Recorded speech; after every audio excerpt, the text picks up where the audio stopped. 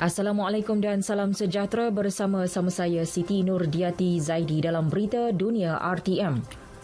Perkembangan terkini COVID-19 setakat pukul 10.30 pagi tadi, 102,224 kes positif COVID-19 dilaporkan di seluruh dunia. Lebih 80,600 kes adalah di China, manakala Korea Selatan mencatatkan lebih 6,500 kes. Diikuti Iran dan Itali melebihi 4,500 kes. Hari ini, pihak berkuasa China melaporkan 99 lagi kes baru dengan 28 kematian. Jumlah keseluruhan kematian di seluruh dunia akibat COVID-19 adalah 3,495. Amerika Syarikat merekodkan 15 kematian akibat virus itu, manakala 99 kes positif baru dicatatkan menjadikan jumlah keseluruhan 320 kes setakat ini. Berikutan itu, Presiden Amerika Syarikat Donald Trump menegaskan sesiapa yang mahu menjalani ujian untuk mengesan COVID-19 boleh terus melakukannya. Bercakap kepada wartawan di Pusat Kawalan Penyakit di Atlanta pada Jumaat, Trump berkata jutaan ujian telah dilakukan di pusat berkenaan. Setiausaha Perkhidmatan Kesihatan dan Manusia Alex Azar sebelum ini berkata 4 juta ujian akan disediakan di negara itu menjelang akhir minggu depan. Terdahulu, Trump menandatangani $8.3 bilion untuk membantu agensi kesihatan awam menangani krisis COVID-19 dengan membangunkan vaksin dan rawatan.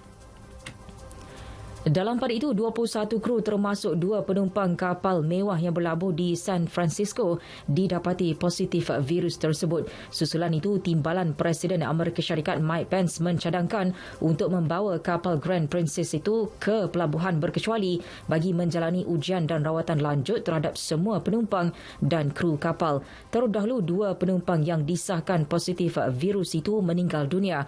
Pence turut menyarankan penumpang warga emas supaya mengambil langkah berjaga-jaga ketika membuat perancangan untuk berlayar.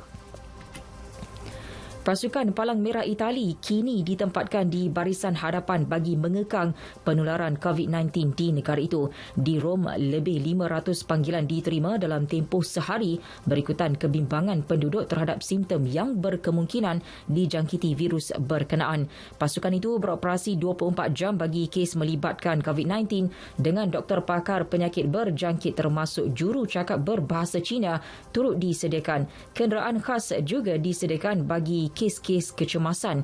Itali merekodkan 197 kematian setakat ini.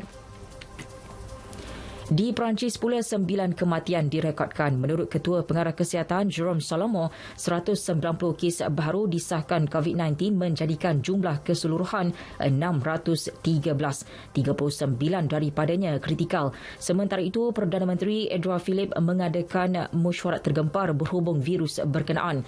Kawalan kesihatan akan diperketat terutama di 2 wilayah yang paling teruk terjejas, utara Paris dan sempadan Jerman. Philippe berkata semua taska dan sekolah akan ditutup selama 2 minggu di Was, utara Paris dan Uha di timur negara itu. Peru dan Cameroon pula mengumumkan kes pertama COVID-19. Menteri Kesihatan Peru, Elizabeth Hinostroza, berkata pesakit kini dalam keadaan stabil dan dikuarantin di rumah. 5 buah hospital di Lima telah diubah suai untuk pesakit menjalani rawatan. Manakala Kementerian Kesihatan Cameroon memaklumkan kes pertama COVID-19 di negara itu membabitkan warga Perancis. Sekurang-kurangnya 27 orang terbunuh manakala 29 yang lain cedera dalam serangan bersenjata di Kabul, Afghanistan. Insiden berlaku ketika suspek seorang lelaki melepaskan tembakan menyasarkan satu perhimpunan ulang tahun memperingati pemimpin Abdul Ali Mazari. Ketika serangan, pengerusi Majlis Perdamaian Afghanistan Karim Khalili sedang menyampaikan ucapan. Militan Daesh mengaku bertanggungjawab terhadap serang tersebut. Pasukan polis di sempadan Greece bertindak melepaskan gas pemedih mata terhadap pelarian yang berkemah di Edirne, Turki yang berharap dapat melintasi sempadan negara itu. Ia berikutan para migran bertindak membaling objek ke arah pasukan keselamatan di tembok sempadan. Kebanyakan pelarian telah diusir.